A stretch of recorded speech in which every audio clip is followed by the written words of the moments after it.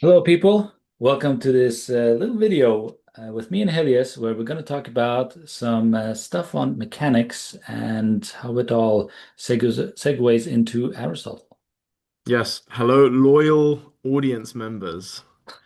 As some of you may know, my course on sPhil on Hegel and the mechanistic worldview is coming to an end. I think it was a pretty fun course. We looked at Hegel's chapter on mechanism. We looked at how Hegel's account of certain concepts that are typically considered mechanical interact with some science of his day, which we spend a lot of time on Newton, which I think was it was very difficult because it's always hard to bring two thinkers into conversation who are not obviously in conversation with each other. They're sort of dealing with different things. You know, Newton's talking about the natural world, and Hegel's doing this bizarre ontological account of what it is to be a mechanical object. So it's not immediately obvious how to put them in conversation. But that was part of the challenge and the fun of doing that. And so yeah, so that's pretty much done. And whilst I was delivering the course, I started getting really into the topic of mechanics. And I started Surprising, surprise. what's that? What a Surprise, surprise. surprise. Yeah, yeah. And in classic sort of research fashion, I just couldn't help myself. I had to keep going further and further and further back because I have this obsession with the beginning. Um, and so I got to the Renaissance, and then I discovered that before people like Galileo and Newton, who created this whole new thing, which is what we end up calling sort of classical mechanics, there were all these treatises on mechanics, which were basically a mixture of applied mathematics, geometry, and practical applications of how to use certain tools. So the typical tools were like a lever or a balance or um, what's the other one? A screw. And there were all these very technical geometrical treatises by all these various Italian thinkers. And if you go even further back, there's a medieval tradition. And if you go all the way further back, you basically have a pseudo-Aristotelian text called the Mechanics, the Mechanica. You've also got something by Archimedes and something by a guy called Hero of Alexandria, but I haven't really engaged with those texts very much. But so I discovered this text called The Mechanics, which is a pseudo-Aristotelian text. No one thinks it was written by Aristotle. They all think it was written by someone from Aristotle's school. Hmm. No one knows who. Irrelevant. It's obviously sort of broadly Aristotelian, and it is, as far as we can tell, the first systematic attempt to explain how the way all these different tools work, the balance, the lever. There are some other ones I forget now. The thing that you control a ship with, the oar, the rudder. How they sort of develop out of each other, or really how they all develop out of the balance. Yeah. So, a scale. And you start reading this text, and when you start, you have no idea what you're reading. It's so bizarre. He starts off by talking about how everything that happens is because of the circle, and there are some properties of the circle that Aristotle thinks are responsible for the way a balance behaves, and that then will lead on to how a lever behaves, and so on and so forth. But basically, without getting into the technical sort of nitty-gritty, which I'm still struggling to understand, there is this developmental account Hmm.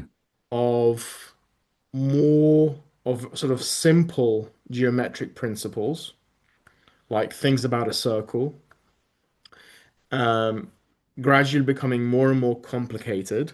Like, so that you've got the geometry of a circle, then you've got the geometry of a balance, then you've got the geometry of a lever, then you've got the geometry of so on and so forth.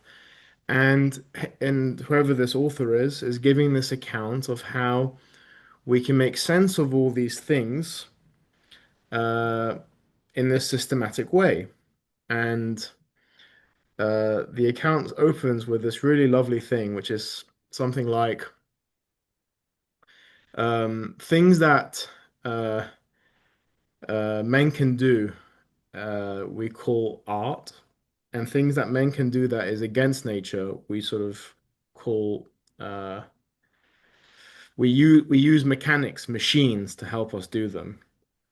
And what we're Against going nature. to yeah, in the sense that, yeah, so because it says, well, it's unnatural that a lighter object can move a heavy object, right? Hmm. So you think about sort of the lever, Right. you've got something that is weaker or lighter, and it's going to move something very heavy, like a boulder, let's say, right? So you got like, imagine you got a stick and you're trying to move a boulder out of the way. The boulder's like half a ton. The stick is just, whatever, maybe it's 2 meters long, but it weighs maybe a kilo or something, and you're going to successfully move the boulder with the stick. And Aristotle is like, well, how is this possible? Why can we do this? Um, it's heavier. You shouldn't be able to move it with something that isn't heavier than the boulder. And this skill of sort of bending nature to our will, making something unnatural in a sense happen, is what mechanics is all about. Okay. Um, yeah, I think what I really took from it was the systematic approach to it, which again is very Aristotelian. That he wants to give this developmental account almost of these machines, um, and yeah, that's pretty much it on Aristotle. Um, but So, you uh, know, what about art, you said? How does that fit in? Is that not unnatural? Is that natural? um, you know, trying to remember the exact wording, and I might just have to get the text. Just wait 1 second. Well, while you are here, I hope you're having a good day and reading your philosophy well. All right, so I'm going to read the introduction because why not? Our wonder is excited firstly by phenomena which occur in accordance with nature, but of which we do not know the cause. And secondly, by those which are produced by art, despite nature, for the benefit of mankind. Okay, so my mistake. Art is the term he uses for how we manipulate nature. Okay. So there are two sources of wonder for Aristotle. One is seeing that things occur in the world and trying to figure out why they occur. And the other one is the manipulation of things by art, the manipulation of nature by art for the benefit of our own use, for the benefit of mankind. So, nature often operates contrary to human expediency, for she always follows the same course without deviation, whereas human expediency is always changing. So, nature just does its own thing. It doesn't really care what our aims are, and more often than not, what nature is doing is contrary to what we would like the outcomes to be. So, when therefore we have to do something contrary to nature, the difficulty of it causes us perplexity, and art has to be called to our aid. The kind of art which helps in us in such perplexities we call mechanical skill. The words of the poet Antiphon are quite true, and here Aristotle is quoting Antiphon: mastered by nature, we overcome by art. And then I'm not going to read too much more. He just says, instances of this are those cases in which the less prevails over the greater, and where forces of small motive power move great weights. And then there's a very good one, actually. They are not quite, they have some, in fact, all these problems, which we call mechanical problems, they are not quite identical, nor yet entirely unconnected with natural problems. They have something in common both with mathematical and with natural speculations. For while mathematics demonstrates how phenomena come to pass, natural science demonstrates in what medium they occur. Hmm. So, okay, so it's the art of sort of overcoming nature, Yeah. and this art is the mechanical skill that Aristotle Hmm. calls. And yeah, and then he goes on to talk about the circle and why the circle is so special, and how the circle explains why the balance works, and why the balance explains how the lever works, and so on and so forth. Yeah, Um, it's like a very speculative account yeah, of things yeah, because kind of reminds me of string theory because it's a more of a mathematical model, right, that hasn't quite been proven, hmm but also postulates a lot of dimensions that are we don't see, and so on and so forth. So it's kind of like on that level of explanation of things. yeah, yeah. Um, and this is before Euclid as well. So Aristotle is drawing on very early geometry to sort of make the cases. And it's really a combination of geometry and sort of practical application. Yeah, they really drew a lot. Like, and geometry was done in terms of like drawing things out. Yeah. But also, like you could divide, there was a lot of, you could do sort of like pure mathematics, pure geometry, which is kind of like what you get in Euclid. And then you've got what Aristotle and something like Archimedes are doing as well, which is trying to give it, trying to understand how it works in a practical dimension. Um, which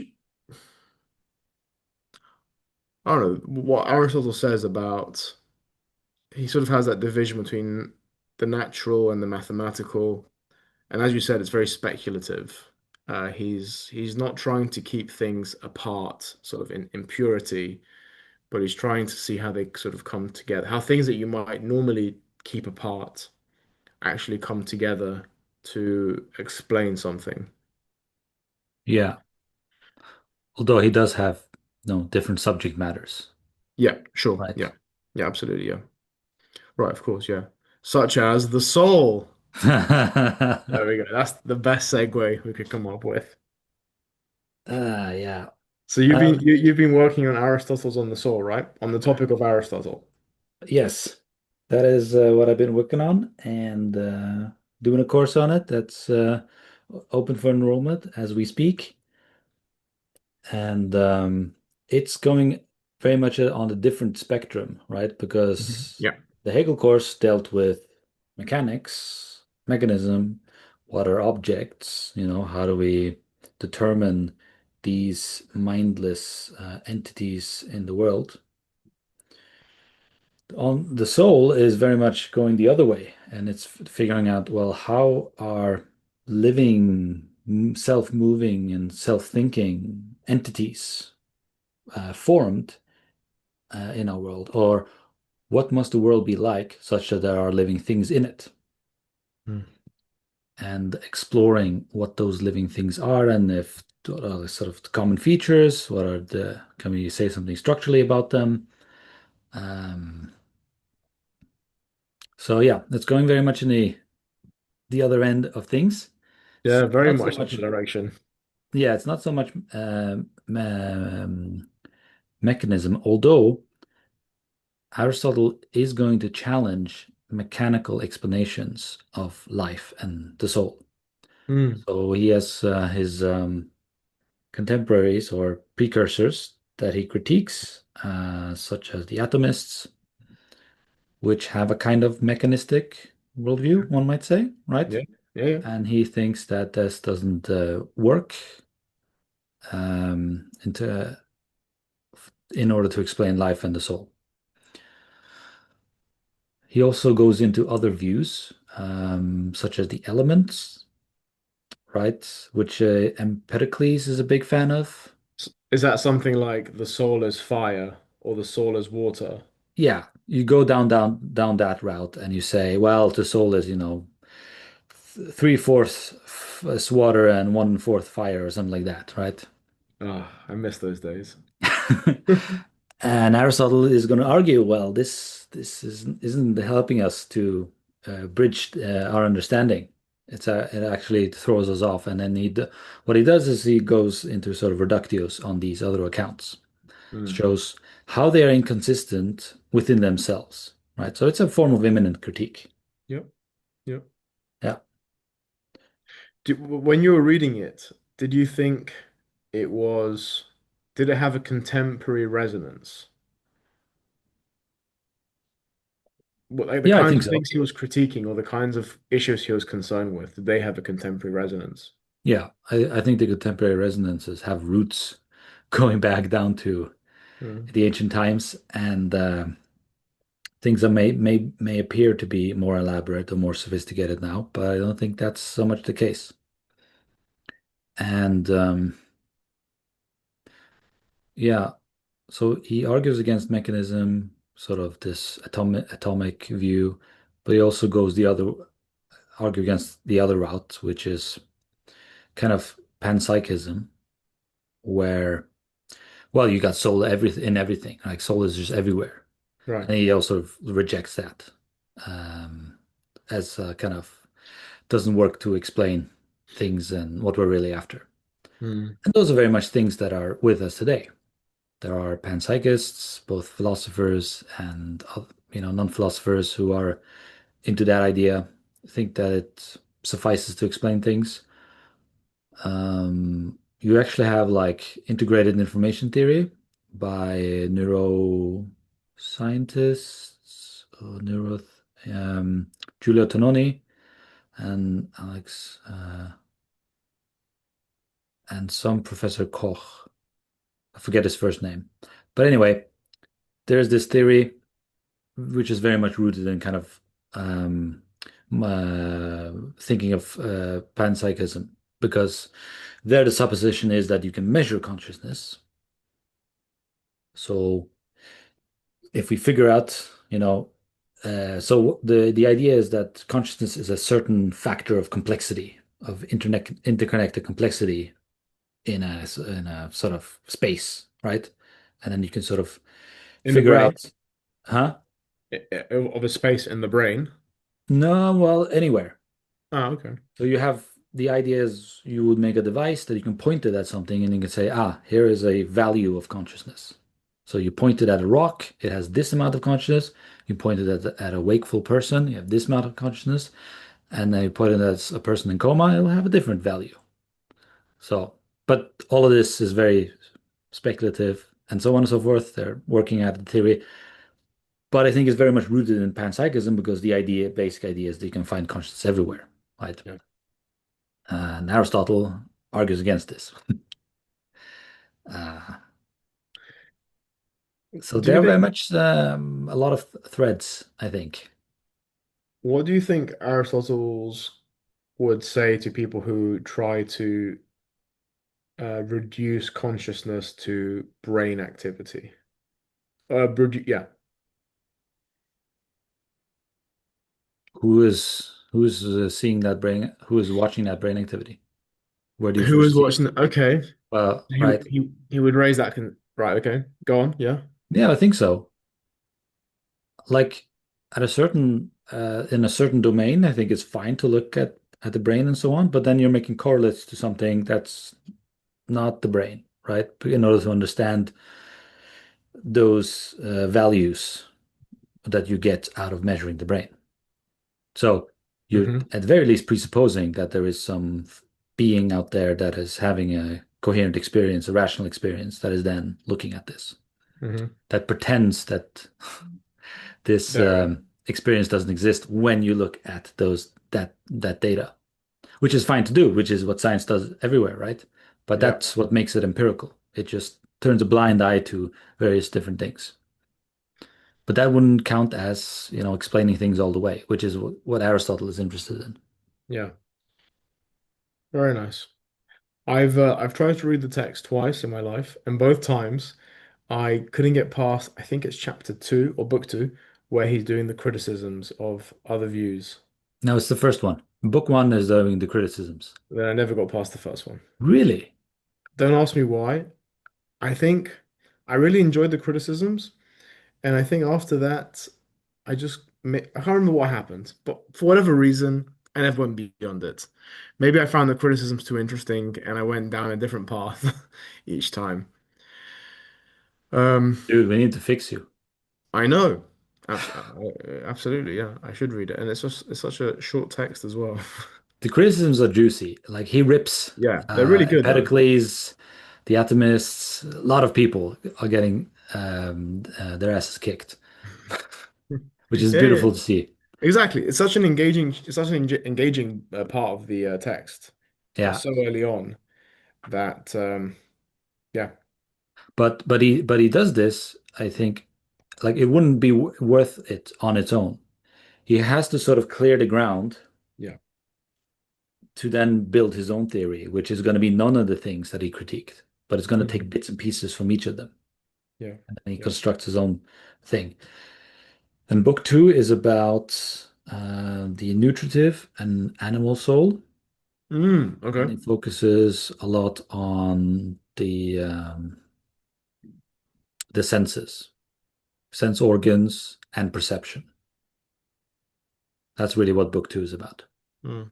So my guess is that you might have started reading about the senses and dozed off a little bit. Very possible.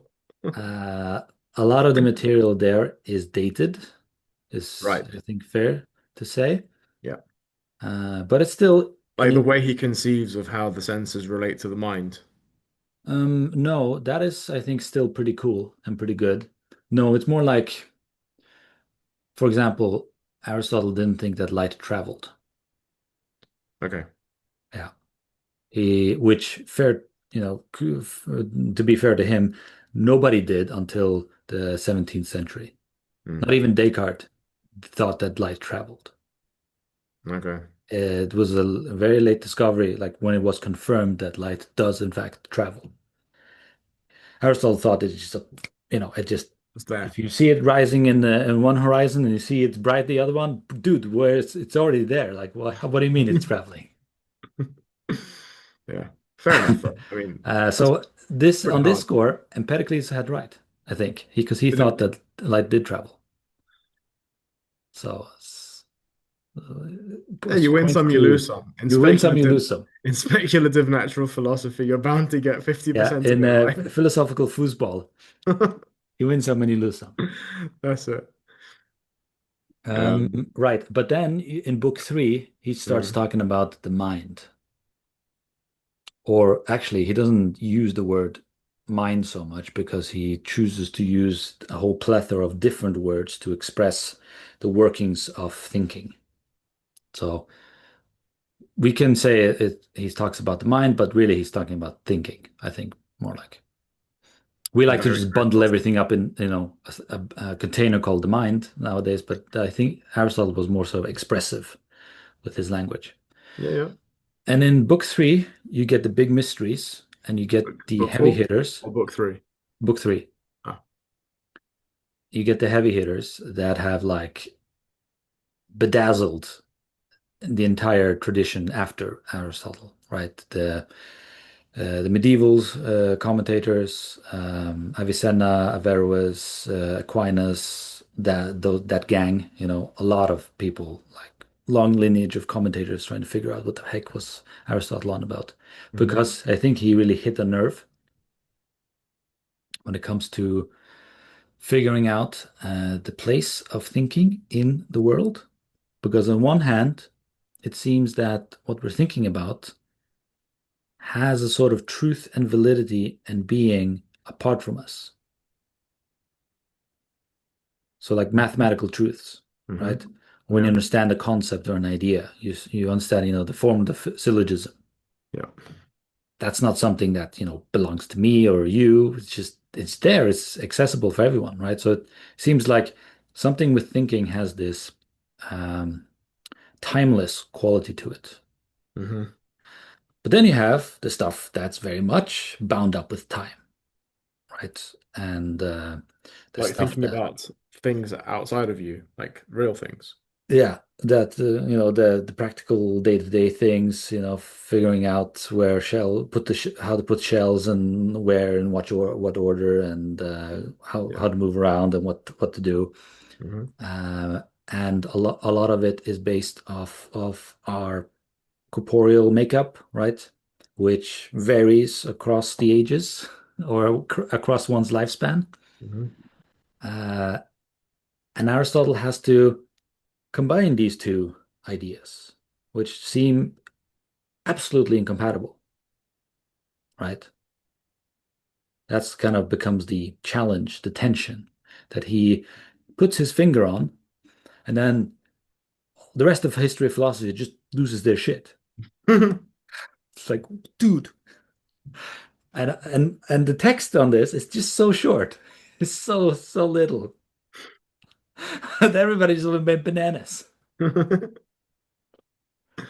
Amazing. Very much still a thing that like modern philosophy grapples with, I think. That's Kant and Hegel are also dealing with this issue.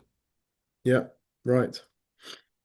It's kind of like another way we could put it is something like the tension between like pure reason and um the And mind impure applied to the reason. world. Hmm? Sorry? Is it something like pure reason Yeah. and the mind applied to the world? Something like that? Yeah, you could say it like that. That kind of tension, yeah. Yeah. The moderns don't frame it quite as Aristotle and the medievals did. Hmm. The avenues of entry seem to be different, and that sort of colors the account differently. Yeah. But I think it's very much there because, well, how does pure reason interact, or it's part of. So one way Hegel escapes the issue is by assuming that there is a fundamental identity between the world and reason, right? Mhm, mhm. We just natively have access to it, Yeah. and we can think these pure things momentarily. Is that Aristotle's sort of solution as well? Um, he doesn't so much give a solution, he points to it. Okay. As I said, the short text on this score is very short. Right. He sort of puts it there. He thinks he's dealt with it sufficiently, and then he moves on to desire, which is, what all philosophers tend to do, right? Let's get to desire already. Yeah, Hegel was just forcing himself when he was writing sense, certainty, and perception. Yeah. And the other horribly difficult chapter, forcing the understanding. Okay, very nice. Yeah. Um, how many seminars, how many lectures are there going to be on this?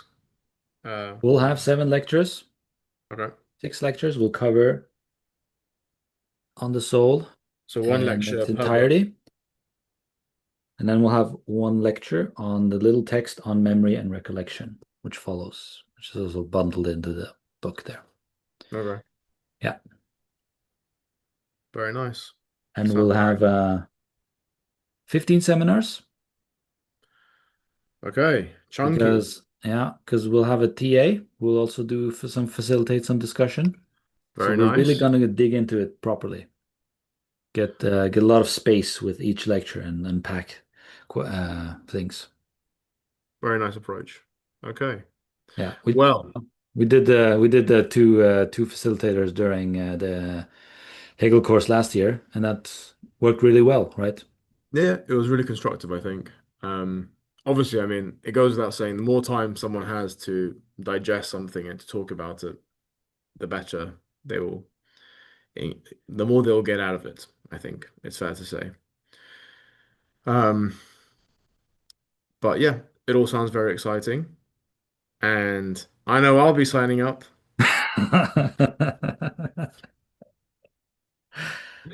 Okay. All right then. Well, you better if you want to know what thinking is all about. Yeah. You got to change your thinking, which you can't do, but you still don't know what thinking is about. This is kind of what wonder is for Aristotle.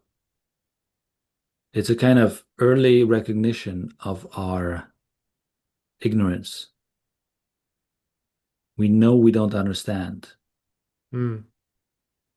But is wonder an aesthetic experience? I wouldn't say, but Aristotle probably not, right? No, no, I don't think for Aristotle, but I'm asking in general. In general. Because there is something like pull, like gripping and something that pulls you into what it is you're wondering, like having a wonder about. You Hmm. see what I mean? Yeah. I'm trying to decide whether it's an aesthetic, because I think we could easily ask as well, is it a religious experience? And if it's, I'm trying to decide whether it's just a philosophical experience. Or maybe the nature of the experience depends on how you engage with that wonder. You're confronted with your ignorance of the world, and the way you engage with it will sort of determine how you experience it. Yeah, but the experience comes first, right? You're struck by wonder. Yes, It you are just struck by it's wonder. just dumped on you, and you're like, damn. I mean, obviously, in a sense, it's an aesthetic experience, but that's in a very modern sense of aesthetics. There's something very romantic, Arist 19th century romanticism hmm. about about thinking of wonder as aesthetic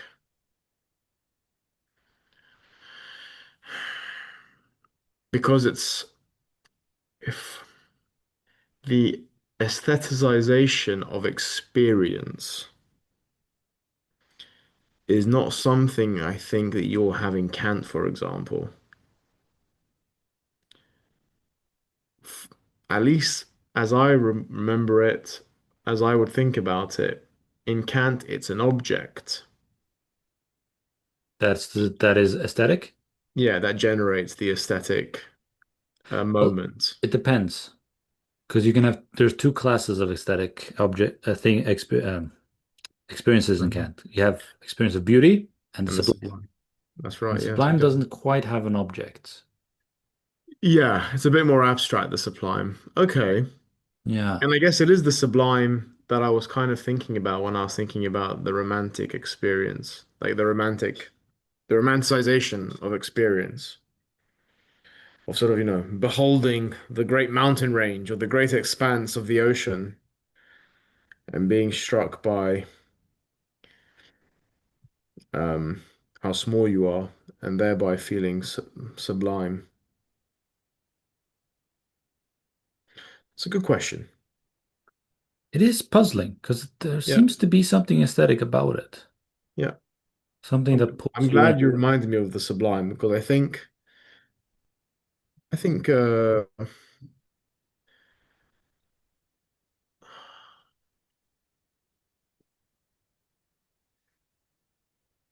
but if it's our ignorance that we become aware of, that just strikes me very epistemological, very philosophical. Because when Kant talks about the feeling of the sublime, it's always bound up with our senses. It's the feeling of it's feeling small before something that has um a quantity that cannot be apprehended. Yeah. So there are two forms of sublime in Kant. You have the mathematical and the dynamic. Yeah. Yeah.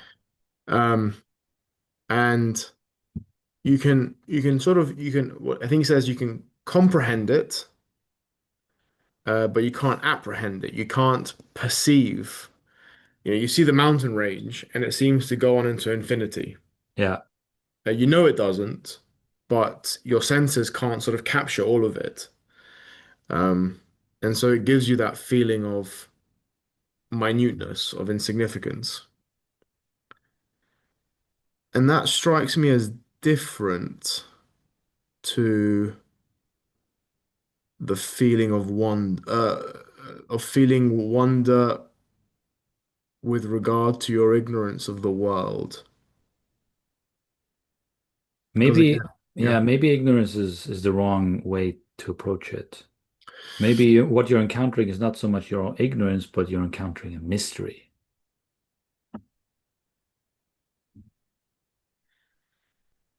You see, now that I'm very happy we're talking about wonder because that was also what I read from the mechanics introduction. And from that introduction, for example, I think it's clear that Aristotle is talking about ignorance in the sense of there are things that we don't know about the world, and we want to go out and discover them or find out how they work. Um, and that's a very particular kind of relation to that kind of to wonder, let's say. But I can see how you might have a different kind of wonder, maybe a more Kantian kind of wonder, and which is more aesthetic. Well, Yeah. like, because if you're looking at an engine, you might wonder, well, how does it work? Yeah, Right? Or a exactly. computer, right? But then you have like wonders as like, why am I even here? Yeah. How is it I'm able to think? What even is a thought? Yeah. I don't think Aristotle asks that kind of sort of existential question. He asks the ontological question, right? What is what is a thing? What is it to be? He asks that, but he doesn't ask the kind of modern existential questions. Um, that I think are kind of bound up in that romantic tradition of Okay. wonder. But this is this requires further thought, Philip. Quite the thought. Well, shall we This is leave it another at that? reason for me to work on a course on aesthetics Yeah, or a course on wonder. or a course on one. Oh, very nice. Oh, very saucy. Such Sauce on Wonder is great. Yeah, very nice. Yeah. Yeah. All right Okay. then. Thanks for tuning in, people. We hope this was somewhat interesting in some respects, some of what we said.